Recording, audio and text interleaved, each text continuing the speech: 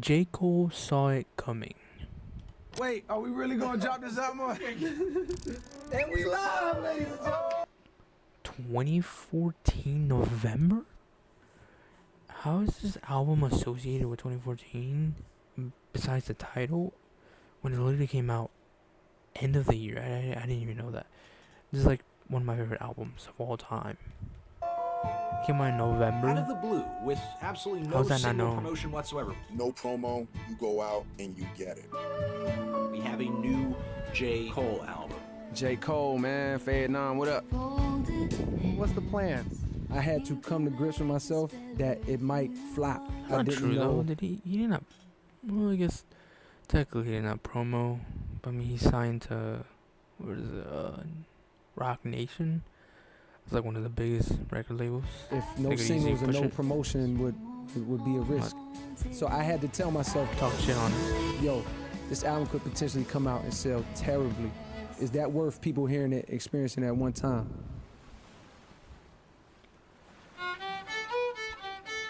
Germany, 2013.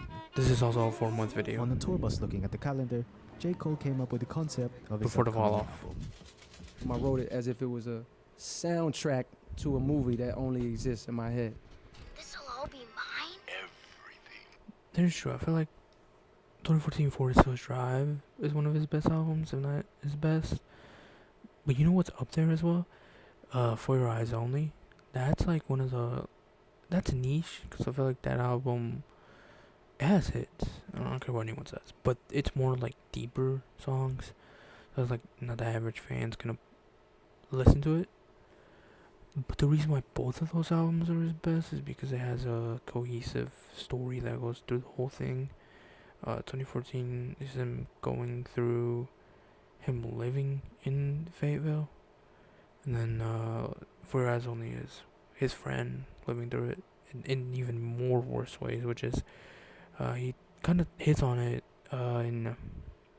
I forget which one it was, but there's a line that goes like, I thought we had it the worst, but my friends down the street had it way worse than us. If you listen to the Lion King That's like soundtrack one of right his now best. and you've never seen the movie, you could pretty much follow what's happening in the movie from the songs. The plot of that movie is real simple to sum up.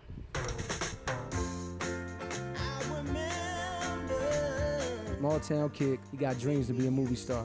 Where do you want to go? Hollywood. We'll be back after these messages. J. Cole. Wants to be in acting, wants to be a movie star. But when he gets there, he realizes, yo, this shit ain't as easy as I thought. I gotta get the fuck out of this place.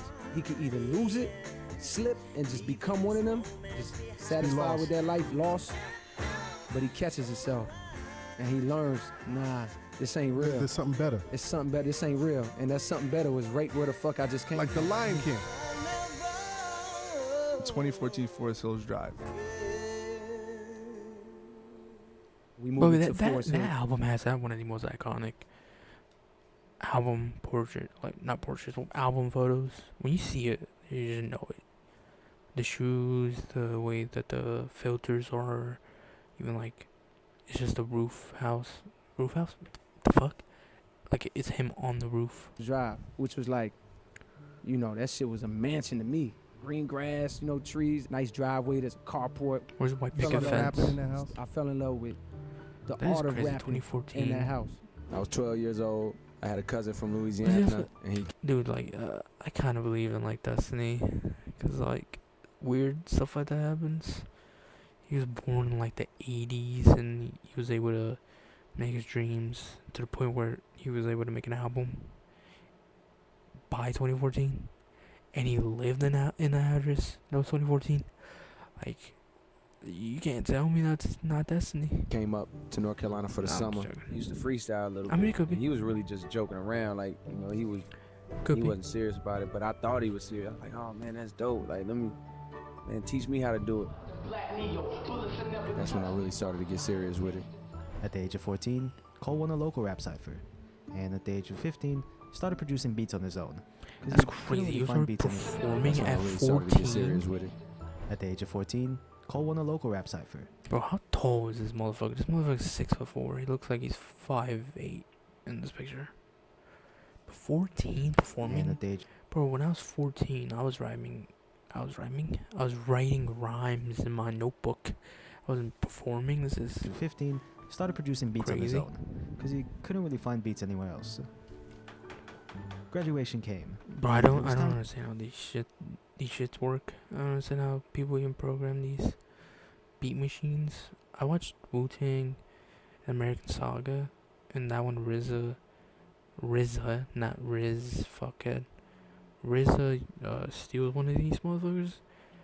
Bro, how valuable. Like, nowadays you can just use a beat machine on fucking BandLabs or GarageBand on your phone. Well, actually, I don't think GarageBand has one. You get the point. It's like, it's more accessible. Back then you had to buy like a $2,000 fucking machine just to make a fucking, like, drums in your beat. Like, to pick a what? university for Cole. I'm not gonna do it That from was here. 2K. For Fayetteville, North Carolina, like it can't happen. Nobody's looking here. Let me go to where it's at. In New York, that's why I picked St. John's.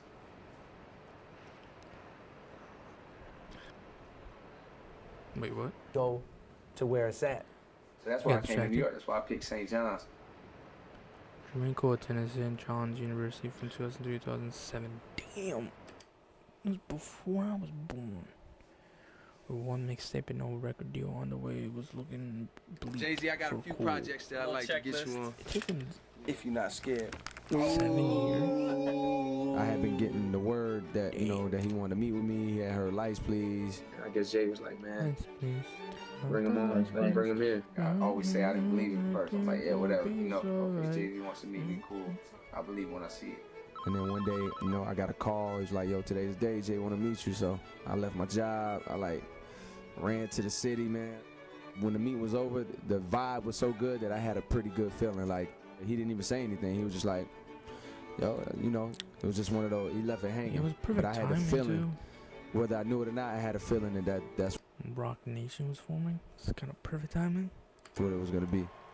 Yo, this is J. Cole. J. Cole. J. Cole in here, signed by Jay-Z to Rock Nation. I got a mixtape coming out. If you see something called J. Cole, The Warm Up, please check it out, download it. It'll be out in about a month. I think the warm-up, I just really wanted to show, like, yo, I could put together, from top to bottom, I could put together album quality, you know, project sequencing-wise and story-wise, and it's flowing. I wasn't posturing like I'm some rich baller, some super gangster. I was really just like, yo, I'm just living in the world as a 23-year-old black man, you know what I mean? I just feel like that's why people love it even to this day and why it connected with so many people, because it's so, they felt it. They were living that too. About to go on stage and kill it, you know, packed house, we did our thing. The fans, the bright lights, the fame, it was all slowly facing towards the new man on the block, J. Cole. What's the plan now, Cole? The plan, finish up this album, Born Sinner. make sure that it's classic, make sure it's perfect. I'm almost done. Look for that album, man, this fall. Born Sinner is a classic album, I would say. There's a lot of good songs on there. Look. Let's see.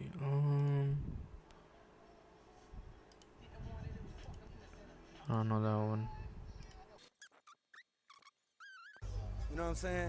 It sounded crazy. The plan now, release this next single and blow up. Where's the album? Because usually a label will sign you, put you in the studio. When you get a single, that's when they start working. When then the world talks about them, this was the first time in like music history that they had an artist that people was coming to them about. They didn't do anything. They didn't press no buttons. People was like, yo, what's up with that J. Cole? When you gonna put out this kid J. Cole? I'm feeling that J. Cole. Yo, J. Cole, where's the single? That's when they hit us with, yo, we need a single. First time we ever got hit with that. Shit, I don't really know. Wait, no, the Sideline Story was the first one. I'm dumb. Born Sinner came after. That whole fucking part was pointless. This was, oh my god, I'm so stupid. Oh, it's this one. This is the single that he's talking about. Workout that he did not like and letting us down. Cause he, by the way, there's a fucking TikTok that I saw one time. I might find it, where people were saying how, why did Nas give a fuck? Cause he also did the same fucking pop records, but like that's the point, dumbasses. Nas was mad because he did it, even though he did it too, it was because he wasn't supposed to do it. He was supposed to be the savior of rap, according to Nas. But him doing pop records that the label wanted for radio play went against that. And that's why Nas didn't fuck with it. But people take it as like, he thought the song was bad. Workout's not a bad song, but it's not a J. Cole song. Even to this day, I feel like it doesn't fit him. It just sounds like what the label wanted. And I just happened to make this song called Who That, and I was like, yeah. And I learned very quickly working Who That it had no chance at radio. Why? But the way radio works is everything is research driven. They call people that listen to the station and they play 7 seconds or 12 seconds of your song, and the person at home dials 1 or 2 if they like it. When Who That was out going up against I Can Make Your Bed Right, man, you my everything, you all I ever wanted. You think, who that? You think that was gonna appeal to? No. It was back to the studio for Cole. He needed a radio hit single for his album to drop. The first song I ever did that I was like, this is what they need, was this song called Higher. This is the first time that I ever made a song that was like, yo, I got the one. Like, he gonna love this. Like, this is the one. And I went to see him the next day, and I pressed play on the song, and I had my arms folded. I was trying to do my best confidence look, looking at him like, yeah, nigga. And he was looking back at me like, whoa, like, yeah, I'm fucking with this. So he was fucking with it, but it was not the reaction that I wanted. The reaction that I wanted was like, we got it, nigga, let's go. It was cool. I just left, and I'm like, all right, I'm gonna come back with some other shit. I did this song called Blow Up, and I was like, yo, this is it. He was like, oh. Then he took off his headphones and he was like, he took off one headphone and he was like, I think you got it. Oh, shit. Yo, we good. Like, yo, I told y'all niggas this is the one, right? I get a text the next day from Jay-Z and it's like, yo, I think the record's a 9.5. I think you got a 10. I was like, oh, nigga, come on, man. You can't be fucking serious. After the warm-up, we spent the next 1.5 years working on the album and not getting a date. So then it got to the point where we was like, we can't just sit there and not put music out. Friday Night Lights drops, mind you, while J. Cole is on tour. Why do labels do that? It makes no fucking sense. Why wait? Hold on.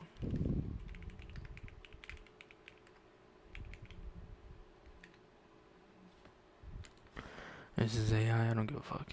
Labels make artists wait primarily to maximize commercial success through strategic timing, ensuring proper marketing, and avoid scheduling conflicts with other major releases. That's retarded as fuck. What? Other reasons include ensuring the music fits current market trends, managing budget constraints, and in some cases shelving projects deemed not ready for commercial liable. Like, holy shit.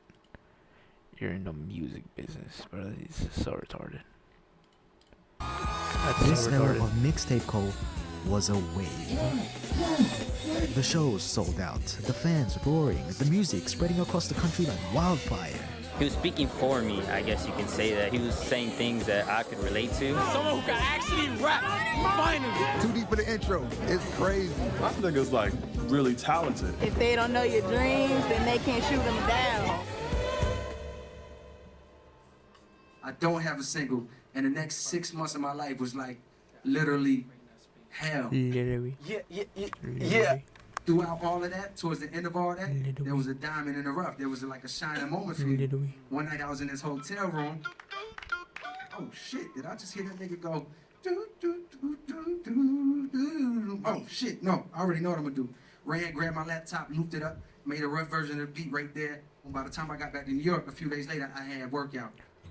I knew from driving around to these radio stations, this was it. I beat the game. I knew that this wasn't gonna be a record that was gonna like instantly blow up like a Drake joint that just go straight to the top of the charts, but I knew it was gonna be a slow burner. After a long wait, Cole's debut studio album had finally been released. Cole had set high standards for himself. He wants his first album to be a classic, a magnum opus. With his hands shaking, thoughts running on a treadmill, Cole checks out his first week's sales.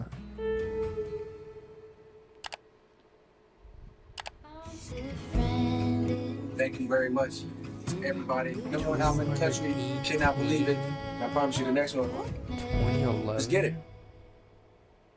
Your debut album, J. Cole, Cole World, The Sideline Story. He had the #1 album in the country. Please welcome J. Cole. A fan walks up to Cole. They greet each other, with the fan cheerfully saying to Cole that he loves his music and he's a big fan. I guess they was like, it's over. They both take a breather on the side. After a while, the fan asks Cole, "Yo, can I ask you something real quick? You know, I'm a big fan of you, and I like your music, man. But what happened on the album, bro?" Oh, shit. The whole album? I knew my first album was a couple steps off. Right. I knew what I did. In retrospect, I knew where I fucked up to get it there. And therefore, I knew that I didn't accomplish what I wanted to. And that was the cause of my misery. Because I wanted my first album to be, in a sense, what Friday Night Lights was on a mainstream level. How do I drop that classic? But I was already worn out by that. I was stressed and like, you know, so it killed me because I ain't really had nobody to blame. Right. I just didn't know no better. By the time J. Cole dropped his first album, it's the first major album. You got it out. That's just me though. everyone in the hip-hop You got industry time to was ahead of him. improve. Drake is at the #1 spot with Take Care. Kendrick Lamar is being crowned as the king of hip-hop with Good Kid, Mad City. That was saying no shot. When the fuck that come out?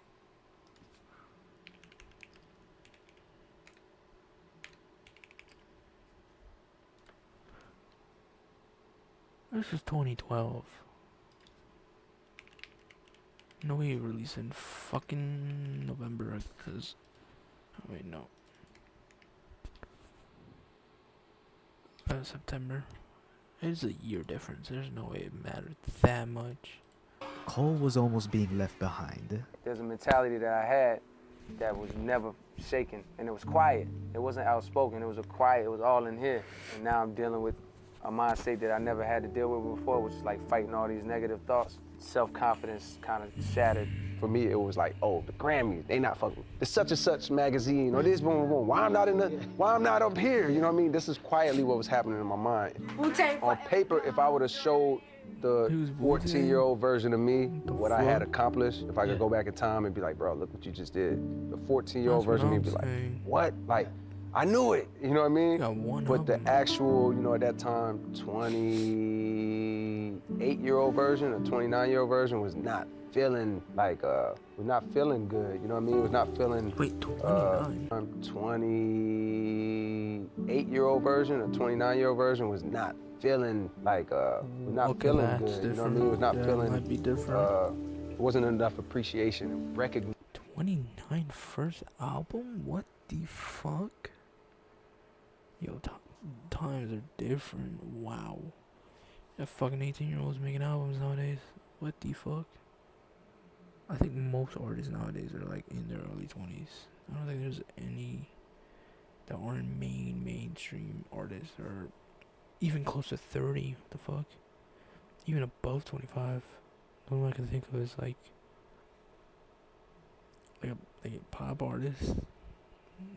Not mission of what I was actually hip-hop. doing. There was too much emphasis and focus on where I wasn't yet. And that hadn't been me up until that point. So I had set rules for myself. One was like, bro, you can't go on social media no more. Number two, when you're creating, you gotta create from a pure place only. You ever told like a secret to somebody, you're like, I'm glad I told. That's what Born Center felt like for me. I could have been crushed. I could have been broken. I could have lost the shit I had to go through. You know what I mean? And it's not nobody's fault. It's just the way the game was set up. It wasn't set up for me to survive. Born Center is like... Well, that was a great response, I feel like. Even though Sideline Story wasn't bad. I mean, let's look good. So you got intro. I've never heard of it. This one's a good one, but I'd never listened to it. That one is an iconic one, so can't get enough. That one's good. Lights, please. This is from the what is it? The warm up. So a good one. Interlude. Never heard of it. That was a good one. This is a good one. That's a good one. Never heard of it. In the morning. In the morning.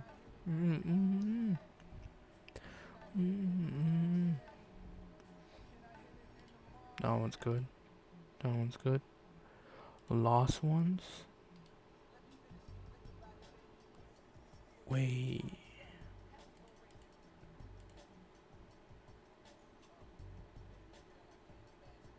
No, I don't know that one.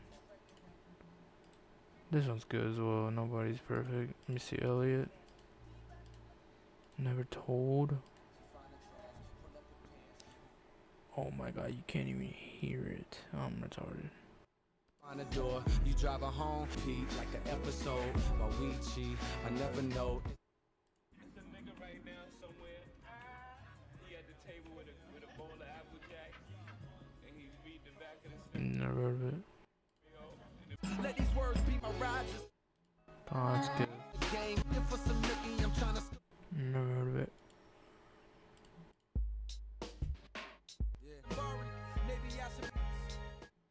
Never heard of it. You can't say this one's good. Alright. It's not a bad album though.